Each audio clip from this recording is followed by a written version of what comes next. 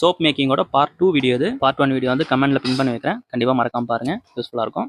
சோப்பை நம்ம அன்மோல்ட் பண்ணிடலாம். இந்த மாதிரி ஈஸியாக அன்மோல்ட் பண்ணிடலாம்.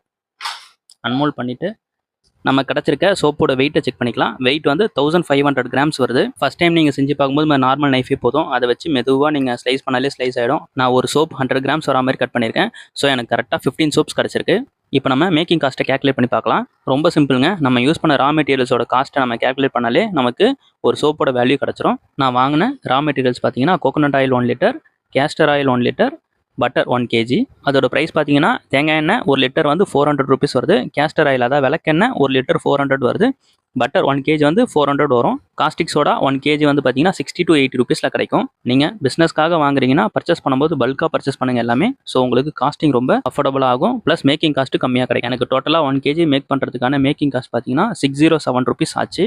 அதில் ஒரு சோப்போட வேல்யூ எப்படி கண்டுபிடிக்கிறதுனா 607 டிவைடட் பை நான் மேக் பண்ண சோப்லேருந்து எனக்கு கிடைச்ச சோப்போட கவுண்ட் 15 கிடச்சிருக்கு. ஸோ 607 ரூபா டோட்டல் வேல்யூலேருந்து 15 சோப்பை நம்ம டிவைட் பண்ணும்போது ஒரு சோப்போட வேல்யூ பார்த்தீங்கன்னா 40 rupeesல நம்ம கிடச்சிரும். அதுக்கடுத்து பேக்கிங் அப்புறம் ஸ்டிக்கர் இருக்குது. இது டோட்டலாக ஒரு 5 rupeesலேயே கவர் பண்ணிடலாம். நான் ஓவராலாக ஒரு 50 rupees கொடுத்துருக்கேன். பார்ட் 3 வீடியோவில் 3 விஷயத்தை பற்றி பார்ப்போம். அதில் 1 pH வேல்யூ, 2வது க்யூரிங் பீரியட், 3வது பேக்கிங், முடிஞ்சால் சேல்ஸ் ஸ்ட்ராட்டஜி பற்றியும் நம்ம டிஸ்கஸ் பண்ணலாம். தேங்க்யூ.